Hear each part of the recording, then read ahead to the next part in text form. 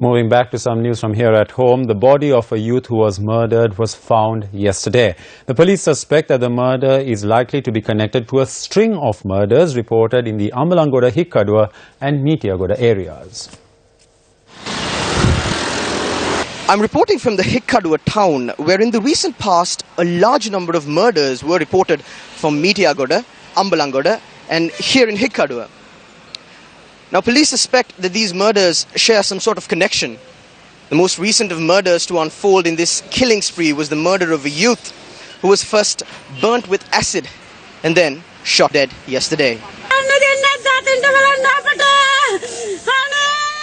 A number of bullet wounds were seen on the body that was found along a by-lane in Madampe area in Panadua, Ambalangoda. The police who inspected the body stated that there was also a sign of an acid attack. The police identified the deceased as Susantha Mendis, a 24-year-old resident of Ambalanthoda.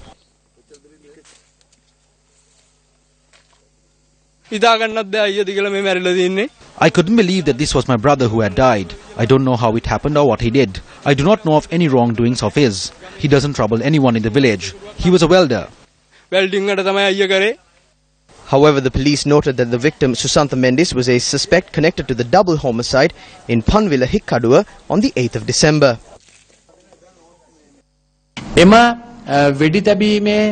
Details which have cropped up from the investigation in this shooting incident gives us reason to believe that the body which was found is that of the suspect. An investigation into this is underway.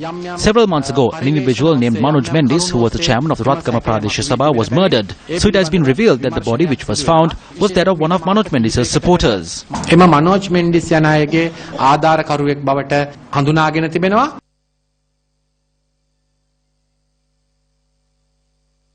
Janit Madhusanka alias Podilasi has been arrested in connection with the murder of Manoj Mendis and is currently under police custody.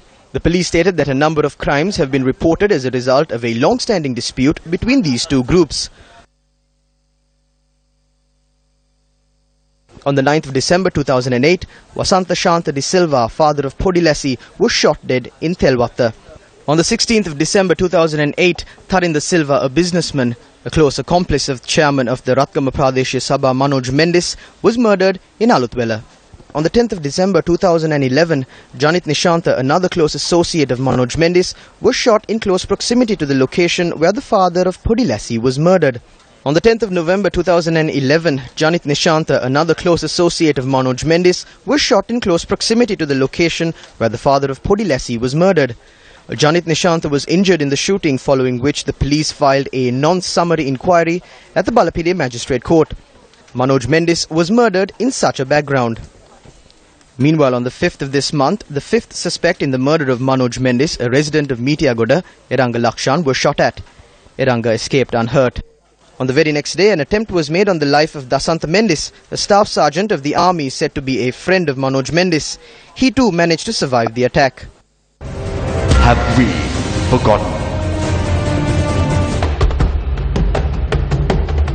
On the 30th of May 2011, Roshan Chanaka was killed in a police shooting during a protest which was staged, citing that a pension scheme was to be introduced for the private sector while misusing the Employee Trust Fund. The then Inspector General of Police claimed accountability over the incident and stepped down from his position, following which the Mahanama Tilakaratna Commission was appointed to look into the matter. The committee was appointed to reveal its report within a month and bring the perpetrators to book. On the 15th of February 2012, a youth named Anthony Fernando was killed and 8 people were seriously injured in Chilao in a shootout which was carried out by the police and army when fishermen demonstrated demanding for a concession by reducing the price of fuel. Following the incident, a special police investigation was launched. On the 12th of June 2014, a youth was killed in a police shooting in Pasyala. Following the incident, the police stated that the youth was shot as he defied police orders to stop his motorbike. Even though various allegations were launched in this regard, definite measures taken with regard to the incident are yet to be reported. There are officers who can trace out a crime in a short period of time. However, because of other officers who are still under the old mentality and are accustomed to the old practices, the losses the department suffers is enormous. This serves as a bad precedent if this continues. Therefore, the police department, as a responsible department of this country, under the Independent Police Commission since it came into being under the provisions of the 19th Amendment to the Constitution, must take measures to take legal action against officers who cause such injustices. By doing so, the police, which has lost the trust of many, could regain that trust and function as a trustworthy institution among the people. පොලිසිය ගැන තියෙන අවිශ්වාසය නැති කරලා විශ්වාසවන්ත පොලිසියක් ජනතාව තුළ ඇති කිරීමේ හැකියාව තිබෙනවා. Have we forgotten?